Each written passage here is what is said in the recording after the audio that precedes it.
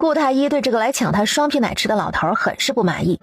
在他的心目中，于半仙那种医学奇才必定是精彩艳艳的人物，哪像这个8辈子没吃过好东西一样的神棍。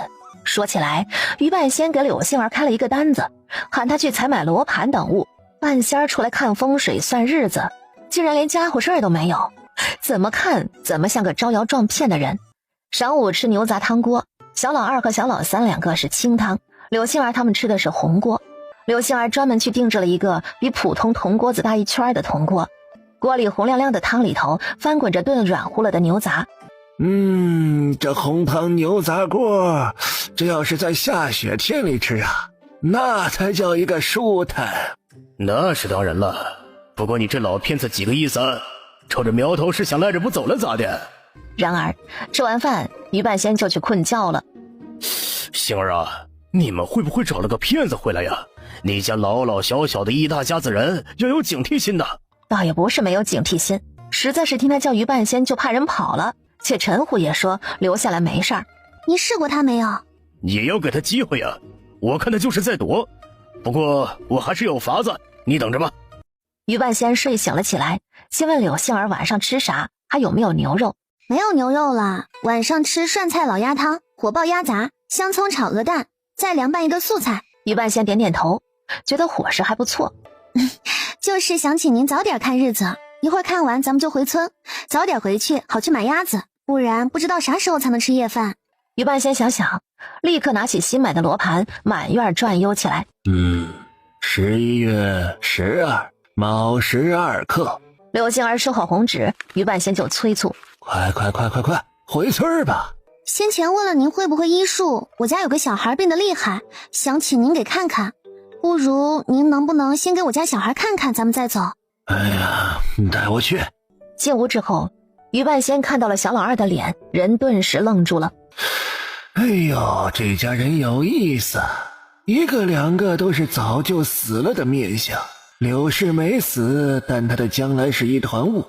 但这个小少年，未来那叫一个闪瞎人眼。有意思。小老二看了看一脸古怪的于半仙：娘，他是看病的大夫。是吧？他这病啊，我能治，不过需要时间。先生啊，我这宠外孙生的是啥病啊？不是什么大毛病，就是有点麻烦，所以呀，治下来挺贵的。不过呢，如果你们在他治病期间呢，包我吃包我住，我就少收点银子，给个200两，意思意思就行了。你抢钱呐？人家太医都说了，我家老二是中毒，你却说不是大病，连中毒都没看出来。杏儿啊，你可别信他，快把他赶走。姥姥，您先别着急，咱们今天就不回村里了，等晚上顾太医来了，让顾太医和于半仙说说，您看成不成？于半仙非常不高兴，他的尊严告诉他这个时候应该拂袖而去，但张口就变成了晚上不去村里，那又是吃啥呀？要是晚上吃的敷衍，我必走。这人怎么能这么不要脸？他是赖皮狗吗？姥姥别生气，左右晚上顾太医就来了。再说了，事关小老二，总是要虎哥回来决断。属下们查遍了娘娘庙附近，都没有找到于半仙儿，还请王爷责罚。抽调人手去其他几个县找一找，出州府的官道上必须守着人。是，属下领命。这是命，南宫燕，你别白费心机了。莹莹，别说傻话，我一定能找到于半仙。陆莹莹挣脱他的怀抱，猛然扯下了帷帽。王爷不是说不嫌弃我吗？既然不嫌弃，为何这般在意我的脸？说到底，你对我是见色起意，你嫌弃像鬼一样的我。莹莹，我若是在意，你怎么会有我的孩子？陆莹莹的目光闪了闪。既然王爷不嫌弃，那就传饭吧。我倒是要看看，王爷对着我这张人不人鬼不鬼的脸，到底吃不吃得下。传膳。王爷看着我这张脸还能吃得这么香，想来看我变成这样，心里是极高兴的。艰难王扶额。莹莹，本王就差把心掏出来给你看了，你能不能别这样？咱们能不能好好过日子？好好过日子，杀我全家还想和我好好过日子，可真是个笑话。那我就顶着这张脸和王爷好好过日子吧。柳桃第二天还没回来，柳大富找上门来，杜家才知道这母女两个去了娘娘庙之后就不见了。派去找的人回去禀报，杜秀才笑了，撺掇柳大富去衙门击鼓鸣冤，状告柳杏儿母女杀人。杜秀才也跟着去了，不过他是走后门进去，直接以秀才身份求见县令崔之义。有话直说，不要拐弯抹角，耽误审案。不瞒大人，击鼓的人是学生的妾室柳桃的亲爹，他要告陈都头的女人柳杏儿在娘娘庙打杀他的妻女。小生前来是想提醒大人，这是一个机会，一个您向剑南王示好，化干戈为玉帛的机会啊！行了，本仙知道你的意思了，你下去吧。杜秀才以为崔之义没有呵斥他，就是采纳了他的意见，毕竟那可是剑南王陛下最为宠爱的亲弟弟。柳大夫跪地，愤然诉说了一遍柳杏儿母女的恶行。是否有人看见柳氏、江氏把人打死？还有，你既来告，便是已经笃定他们两人已经死了，那么尸体在何处？回大人的话，小人不知道尸体在何处，小人只知道他们被打，但他们迟迟都未归家。大人，他们肯定被柳杏儿母女给打死了。他们被打死只是你的猜测而已，你先回去吧，本县会好好调查此事的。没有尸体，本案就只能暂时以人口失踪案来定，退堂。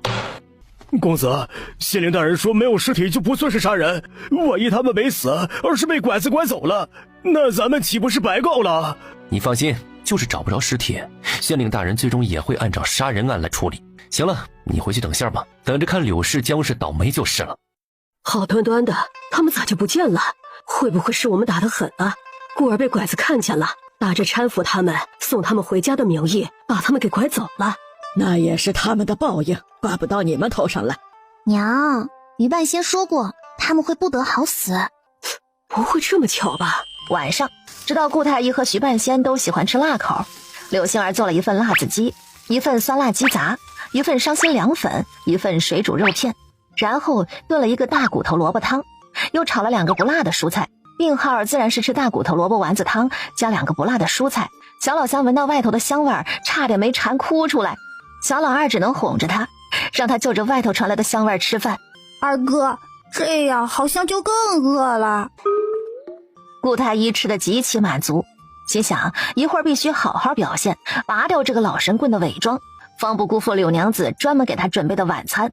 于半仙，听说你能治陈疾，还说他的病是小疾，不是大病。这一串的饱嗝瞬间就破坏了他质问的效果，搞得一点都不威严。是啊，小毛病。慢性毒药多难做，不然也不会卖的那般贵了。你这个骗子啥都不知道。如今的太医都是你这样的？太医院都沦落成啥样了啊？全进去的赤脚郎中啊！他从怀里摸出一个瓷瓶，啪的一声放在桌上。你敢把这里头的药倒出来一颗吃了，并且啥事都没有，我就信你医术厉害。哎呦，不敢不敢，区区在下只是略通岐黄之术，但比起你们太医院，应该能略胜一筹。我凭什么要给你脸啊？你不证明自己，柳娘子如何敢让你治她的继子啊？爱信不信，爱治不治。然而于半仙打了一个饱嗝之后，还是拿起桌上的瓷瓶，倒了一粒黑漆漆的药丸在手上吃了。顾太医，您给于先生吃的什么药？自然是毒药啊！要是于半仙在2个时辰之内找不到解药的话，就会浑身发痒，然后拉肚子，肚子拉完了，药性也就散完了，解药也不必吃了。不愧是太医院出来的人呐，手上不缺损玩意儿，想来皇帝的后宫热闹得很呐啊！不是你埋汰我就埋汰我，带上皇上干啥呀？带上后宫干啥呀？你是活腻了呀？于半仙让陈婷去拿笔墨，他刷刷在纸上写了几味药。那去抓吧。你怎么把药看得这么重啊？你这是胡搞吗？你这是，你这个剂量起码要减去9成。哎呀，减去9成用多少水啊？水泡2刻钟之后，3碗水煎成1碗水。老子的方子不泡，直接煎，1碗水煎成1口水。顾太医不明白，肚子太撑，喝不下药。等陈婷药抓回来，于半仙就摸了一粒小药丸出来递给陈婷。扔进去一搅。这是什么药啊？想知道啊？顾太医老实点头。就不告诉你。上床你老实点，不许乱来。放心，我肯定不乱来。结果上了床，这家伙就不老实了，把人拉怀里搂着就开始亲。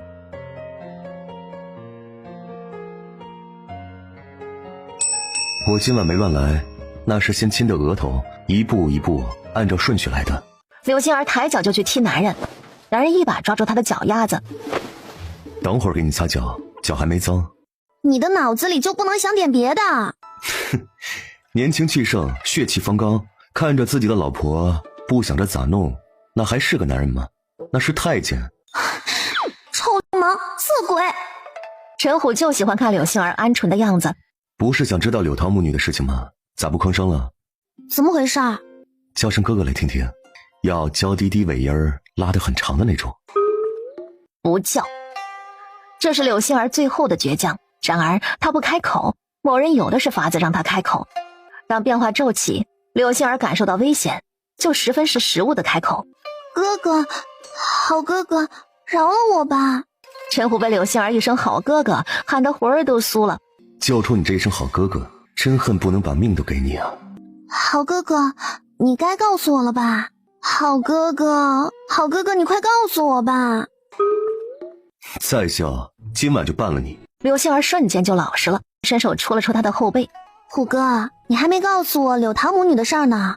陈虎不说话，柳杏儿就继续戳。陈虎干脆打呼噜，柳杏儿就去捏他的鼻子。你胆儿肥了是不是？敢捏我的鼻子？你惯的呀，你惯的呀。这一道娇声让陈虎忍不住笑了起来。回想起小媳妇刚来陈家的时候那战战兢兢的模样，和现在一对比，陈虎的心底忽然就升起了一股子成就感来。小媳妇也就是遇到我了，若是遇到了别人，不行，没有别人，小媳妇这辈子下辈子生生世世都只能是我的。崔县令派人去娘娘庙查看，并未找到皇室母女，没有人知道这母女俩去哪儿了。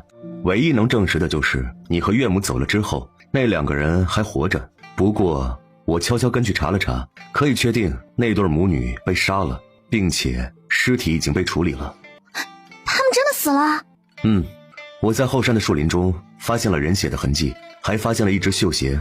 实际上他在后山发现了毁尸灭迹的东西，化尸粉。这世上能用得起化尸粉的人很少，事情变得更复杂，更扑朔迷离。这些就不必让柳杏儿知道了。我烧了绣鞋，处理了人血，他们只能被当作被拐卖，不然柳大夫会咬死你和岳母杀人，到时候你和岳母在洗脱嫌疑之前都会被暂时收押。这件事儿你当不知道，明白吗？我不知道。别怕，万事有我，快睡吧。柳杏儿就这么在他怀里慢慢睡着了。他想起了崔之义找他说的话，陆秀才去找了崔知县2次，还给崔知县送了2000两银票，话里话外都透着让崔知县把柳杏儿母女杀人的案子办成铁案的事儿。杜秀才真是活腻了呀。第二天一早，顾太医来铺子，见于半仙屁事儿没有，心里很不是滋味。这狗东西还真是于半仙。顾太医心中的于半仙仙风道骨的形象轰然崩塌。等他回村之后啊，我就去采药，尽快的给你家老二调身子。有了于半仙这话，全家就是一喜。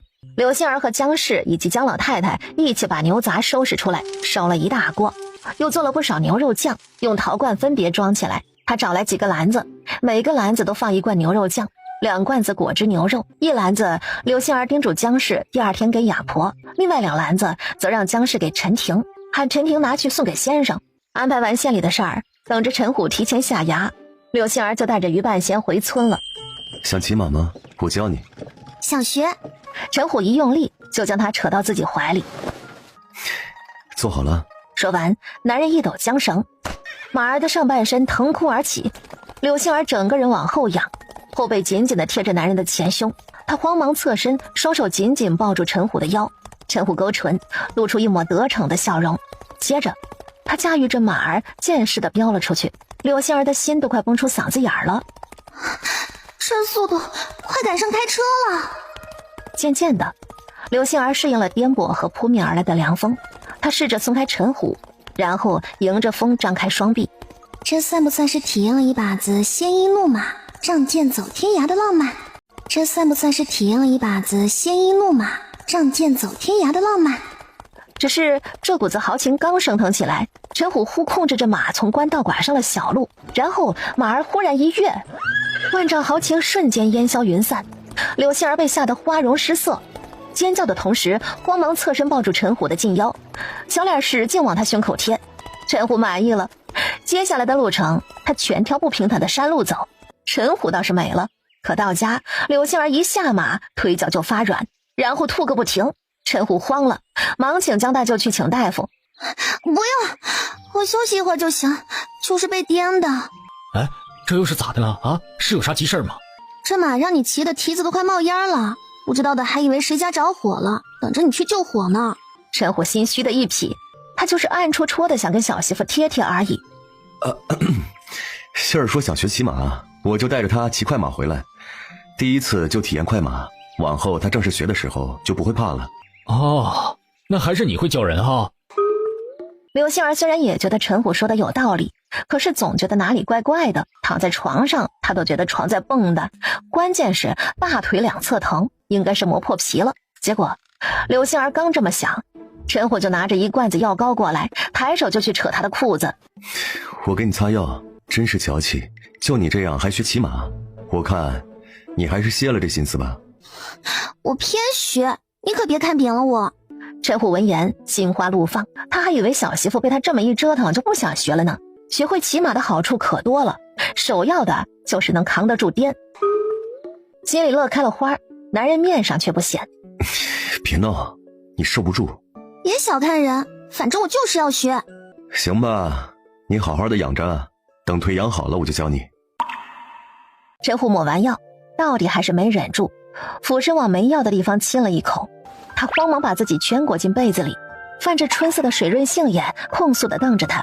再瞪，吃了你。他的声音哑得厉害，柳杏儿不敢惹。大舅，我去看看山上的陷阱里有没有猎物。杏儿睡了，不然您也歇歇。江大舅知道这是陈虎怕他干活吵着外甥女。哎呀，那行啊，我去干点没声的活，你去吧。柳杏儿这一睡就睡到了天黑，她是被香味给香醒的。你醒了，可好些了？你的腿磨破皮了，能不能走？不能走，我把饭给你端屋里来。能走。然而一下床走一步就扯着疼。陈虎干脆打横将他抱起，几步就走出了房间。江大舅和于半仙表示这里还有2个活人呢。罢了，只要我不尴尬，那尴尬的就是别人。晚饭是牛杂汤锅，把带回来的牛杂热了，放进加了炭的红锅里。江大舅洗了一些新鲜蔬菜，牛杂吃完了就煮菜，又是一顿不养生的晚饭。没啥大问题，就是前头10多年呢，亏得厉害，这往后吃好点，再适当的锻炼一下身体，养得回来。陆头，这么晚了，有啥事儿啊？哎呦，有意思有意思啊！眼前这位明明是煞星之相，这命数竟然有了转机，特别是跟柳娘子在一起的时候，那煞气呀，就像是漏气儿的球，呼呲呲的跑气儿啊！于半仙心中有了些猜测，为了印证这个猜测，他决定以后就赖在这家了。我这是为了天下百姓的安宁，可不是为了口腹之欲啊！就想问问先生，女子何年岁受孕生子最佳？20到24、5。原来小媳妇没有哄我，可若如此，那不得憋死我啊！先生可有不伤身体的避子手段，比如药丸之类的东西？我吃的。于半仙挑眉，这还是他遇到的第一个给自己讨要避子药丸吃的男人。有倒是有，就是有几味药啊难寻呐。我这个老头子可没那个本事采哟。我找时间跟您进山找药，必须在洞房前把这个问题解决了。哎呦，那感情好啊！您休息，回头我告了假就跟您进山。哎，对了，还得请您给算个成亲的日子。哎呦，好说好说，明儿老夫就给都头算日子。别算太远，最多乔迁后3天之内。乔迁的日子，也不能超过1个月。那还算个屁呀！日子算出来了，县里的铺子11月12开张，村里这个房子11月20搬迁，至于成亲11月24，超出1天，陈虎也不是不能接受。于半仙不但给算了日子，还友情给摆了风水阵，他又让陈虎去买了一口大缸，就放了好几条从河里捞出来的鱼。这鱼有讲究吗？有啊，水煮鱼、糖醋鱼、豆腐鱼、泰安鱼、坨坨鱼。打扰了。没有找到尸体，就只能照失踪案结案。本县总不能凭空变2具尸体来吧？可是大人，王爷那边要是大人失了先机，王爷那头可卖不到好啊。那也是没法子的事情，只能说我崔某人没有那个和王爷交好的命。杜秀才在心里骂了一句老狐狸，但还是只有告辞。搞团练正是手头紧的时候，杜家这个时候撞上来，就别怪我不客气了。县令大人说了，没有尸体就不能办成杀人案。如今掌柜的给了他一个肥差，这才出去跑了2、3天，落自己兜里就有100两银子了。柳大富不想理会案子，但不管怎么说，他是靠杜家得的这个活儿。那咋整啊？你去想法子买2具女尸，给他们穿上你媳妇儿和闺女的衣裳，扔到乱葬岗。这事儿不用我教你怎么做吧？柳大富不想干，有些迟疑。哼，你已经递了状纸，就没了退路。况且啊，这事儿要是办好了，咱们就能搭上剑南王，飞黄腾达，指日可待。成，公子把这事交给小的，小的一定给公子办得妥妥当当的。杏儿你在吗？香草，你怎么来了？柳杏儿翻遍原主贫瘠苦难的记忆，关于这个香草的姑娘并不多。2人是从小一起割猪草，在家的日子都过得不好，时常凑在一起互相吐苦水的那种熟人。即便是能凑在一起吐槽，那时间也不长。要知道活儿干不完，回去可是要挨打的。杏儿，你还好吧？村里传你的事情传得沸沸扬扬的，说你杀了你大伯娘和你妹妹。你那么善良，就是再恨他们也不会动手杀了他们的。哦，还有，都说陈虎得罪了剑南王是死路一条。杏儿，你还年轻，可不能被陈虎给拖累了。柳杏儿淡淡的看着眼珠子乱瞟，在院子里看个不停的女人。哼，以你之见，我要如何才能不被陈虎给拖累了？自然是赶紧离开他，另外找人嫁了。只不过你给过人，2嫁就不好挑。不知你有何高见，还是说你那里有人选？香草嘴里嘚吧嘚吧说个不停，眼珠子一点都不闲着。瞧着这个院儿，虽然也是土院茅草顶，但地面上铺了青石砖，台阶上和屋里都铺了木板。他的眼里闪过一丝嫉妒。凭什么柳杏儿的日子过得这么好？明明以前他比我过得差多了，没想到陈虎不但没打他，还修新房子给他住。我这里倒是有个好人选，是我夫家的3弟，他没成过亲，是个极好的人。他本来是不愿意的，毕竟你也知道你……可我再三劝他，他总算是松口了。可真敢想，这家人不怕陈虎的吗？有啥好怕的？他如今得罪了剑南王，断没有活的可能。到时候他一死，你就带着这新院嫁给我们家老三，这个正房给公婆住，左右厢房我们住左边，你和3弟住右边。这人脑子里装的是啥啊？还敢上门来算计？齐香草刚抬脚想上台阶，就被柳杏儿给他扯了回去。夫妻一体，陈虎要是被剑南王处置了，我也躲不掉。你们算哪门子的夫妻啊？你不过是被家里抵债给陈虎的，说句不好听的，你在陈家最多算个丫鬟，连个妾都算不上。说到这里，齐香草心中得意。啊，对了，你可有卖身契啊？若是有卖身契，还得想法子哄到手，不然你可不能嫁进周家。你说够了，说够了就滚出我家。我和你这么好的关系，我不想你落难，你就这般对昔日姐妹的？哪怕你不认我们以前的情谊，乡里乡亲的你也不能。这是我家，我凭什么不能？这是我家，我凭什么不能？倒是你无缘无故的跑来别人家里指手画脚，你算什么东西？便是剑南王明天就要弄死我们，但今天虎哥还是可以先灭你家满门，想不想试试？你们敢？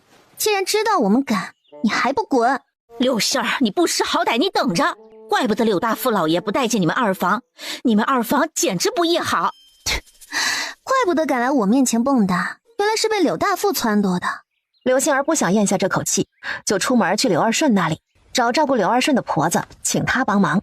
婶儿，还请你帮我找2个会骂人的，我给钱100文1天，就坐在老柳家门口和骑香草的婆家老周家门口骂，从天亮骂到天黑，接连骂3天。婆子一听有这等好事儿，立刻拍胸脯应下，她让柳杏儿暂时帮她照顾一下柳二顺，她麻溜回家去找人。肥水不流外人田，她婆婆和妯娌骂人都厉害。咋的了，杏儿？他们见不得我过安生日子，我就不让他们过安生日子。爹想说什么？爹想说你心里舒坦就行，挨骂总比挨揍强。你找人骂他们，是他们捡到便宜了。只是花这么多钱去骂人，陈虎他会不会恼你？他不会。再说了，我自己做吃食也挣了不少钱，也没花他的钱。杏儿，剑南王那事儿不管是真是假，你现在如果有银钱，不如先还给陈虎吧。爹，要是没有虎哥，我已经死了。做人不能太白眼狼，不能忘恩负义。我的事儿你别操心。再说了，虎哥不是好惹的。哎呀，周家老二媳妇不要脸，跟柳大富勾搭到一起了。这不，他竟然跑去陈家找陈虎家的，帮柳大讨说法。柳大富才嚷嚷着说自己个儿的婆娘死了，他就上杆子凑过去。周老二这脑袋顶上的绿毛啊，长3丈高了呀！哎，你们说柳大富的婆娘是不是这对奸夫合伙弄死的？弄死了就往陈虎家的脑袋上诬赖。那可说不定哟。柳大富发财了，这家里的黄脸婆可不就该死了？黄脸婆死了，他才能要娶年轻漂亮的呀。周二家的可不漂亮。不漂亮，可她年轻啊。上杆子凑过去的女人，不玩白不玩，是不是？众人一阵哄笑，周家人哪里能受得了这些谩骂和议论？然而女眷骂不过堵门的婆子，男人们赶回来以后又打不过给3个婆子撑腰的男人们。齐香草在屋里哭，周老二听着外头有眉有眼的谩骂，进屋就抓着他的头发一顿揍。打不过外人，他还打不过媳妇？是你们让我去找柳杏儿，劝她改嫁给老三的。呸！你要是好好的去劝，能惹来这等祸事？我们老周家的脸面都被你丢尽了。柳氏那个妇，我们家老三不嫌弃他，他倒是摆上了谱。没了我们家老三，等陈虎倒霉之后，谁敢要他？周婆子的妯娌们这下明白，这一家子人咋把人家柳杏儿给惹毛了的。把周老三这个癞蛤蟆，吃喝嫖赌五毒俱全的烂人去输给柳杏儿，人家没当场把周老二媳妇给打出来，算是给了脸面的。周老婆子的几个妯娌不劝了，也打起了柳杏儿的主意。不说别的，就陈家新修的宅子就很诱人。第2天，柳杏儿刚去新宅子那边没多久，就有妇人笑眯眯的上门了。我那娘家侄儿才30有1，家里呀有2田20亩，还养着1头牛呢。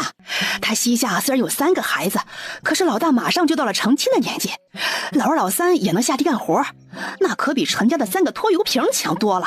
哎，杏儿，你可是婶儿看着长大的，婶儿肯定不能害你。我要是嫁过去，村里这房子可不就白修了？哎，怎么能白修呢？回头啊，这房子可以给我侄儿家的老大成亲用。你那侄儿配不上我，你又不是啥金贵玩意儿，有人要就不错了，你还想嫁当官的不成？哟，杏儿啊，婶子给你道喜了，临县的典吏大人想娶你做续弦呢，那可是正经有官身的，正九品呢。据我所知，典吏是不入流的官吏，且每5年一换。衙门里正9品的官员是主簿。嗨，那我肯定是记错了，那就是主簿大人。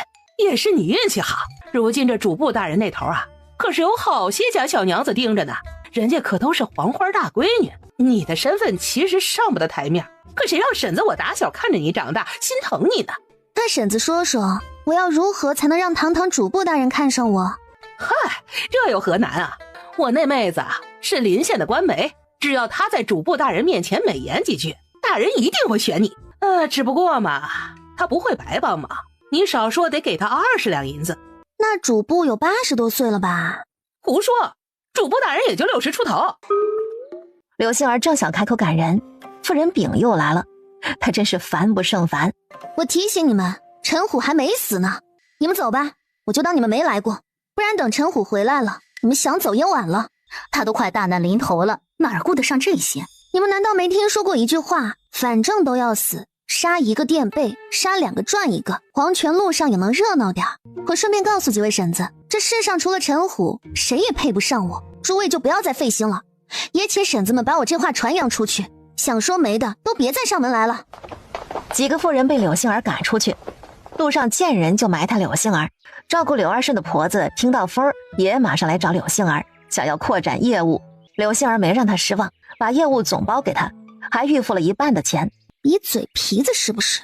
我一个人不行，我就花钱找人来输出。柳杏儿就是不开心，道理她都懂，可是心情有她自己的想法。她翻来覆去睡不着，半夜的时候就听到院里有动静。柳杏儿瞪眼盯着陈虎，她麻溜脱衣服上床，搂了小媳妇就吹灭了油灯。谁知小媳妇刚搂进怀里就哭了。你怎么才回来呀？你再不回来，我就得破产了。乖，别哭，跟相公说说谁欺负你了，相公弄死他去。要是郭欺负你，老子就把锅砸了。关郭啥事儿？你不是在哭铲子吗？你说铲子破了。又哭又笑，黄狗飙尿。你才是黄狗，你们全家都是黄狗。媳妇儿，容我提醒你，我全家也包括你。只有你一个人。柳杏儿说完就动手挠他掐他，陈虎马上求饶，回身就抓住柳杏儿的小手往下一放。挠这儿。陈虎脑袋埋在柳杏儿的脖颈。我是你一个人的狗。话落，他就真像大狗似的蹭蹭嗅嗅个不停。我不要狗，你还是做个人吧。晚了。完事儿，陈虎打水给他洗手。明儿我不走，明儿我叫你骑马。你不去当差，小心县令大人扣你的月银。我都安排好了，有人替我盯着。再说了，月银被扣了，这不还有你养着吗？柳杏儿一点都不想搭理他，转身背对着他缩到墙角去睡了。男人却贴了过来，从后头搂着他。主人还没说是谁不长眼欺负你了。他叽叽咕咕把这2天受的委屈跟陈虎说了。陈虎傻眼，我不过2天没回家，就有人来挖我的墙角，操，一个个的都不想活了是不是？不过我也不是好惹的，我找人去他们家门口蹲着骂去了，一家1天100文，连着骂3天，从早骂到晚。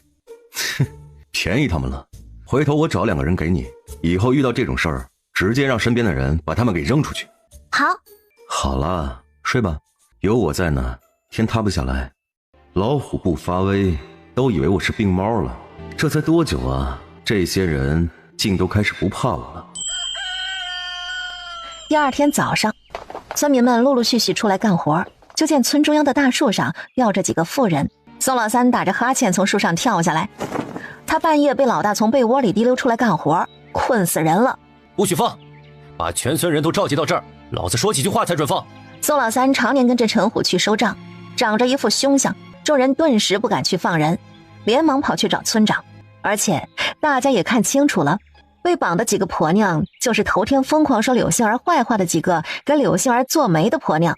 今儿叫大家来呢，就是给大家伙提个醒，我们都头还没死呢，他们这就去打嫂子的主意，简直不把我们都头放在眼中。都头要是轻易放过他们，那跟绿了头顶的王八有啥区别？昨晚的事儿是老子一个人干的，虎哥不知道。事儿呢已经做下了，你们也别为难村长，看不惯老子呢就上衙门告去，到时候县令老爷怎么判，老子就怎么认。你们还哭上了？这事谁找的呀？柳杏儿没进陈家之前，村里谁敢惹陈虎啊？这才多长时间呢，你们就敢去撺掇人家陈虎的女人改嫁了？真是一群不依好的东西，还收你们的山货！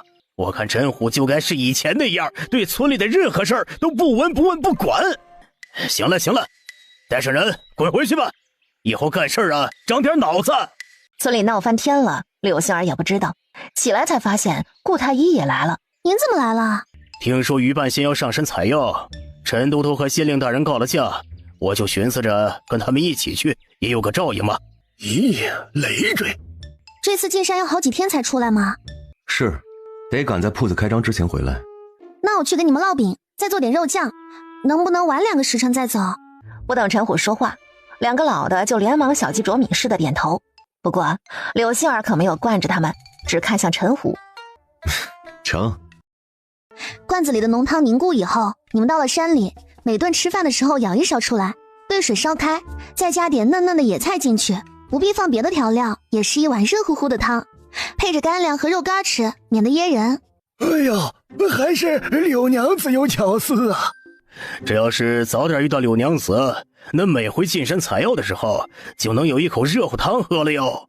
陈虎帮着柳杏儿和面，柳杏儿烤了好几炉的椒盐饼，然后又给他们烤了好几炉子的饼干。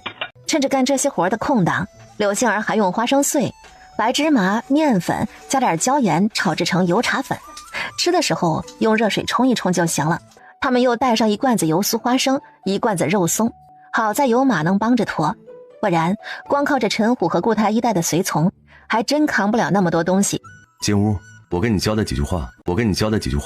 柳杏儿不疑有他，毕竟他一走就是好几天。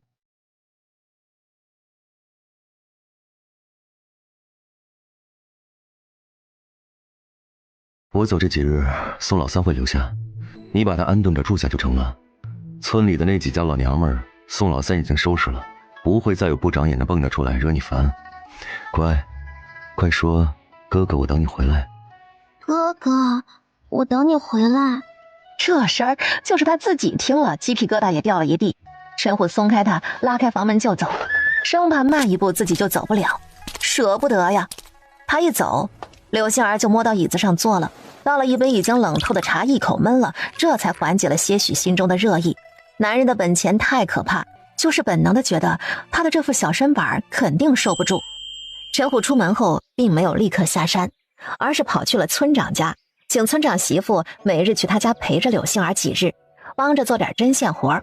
村长2口子欣然应下，陈虎要给银钱，2口子怎么都不收。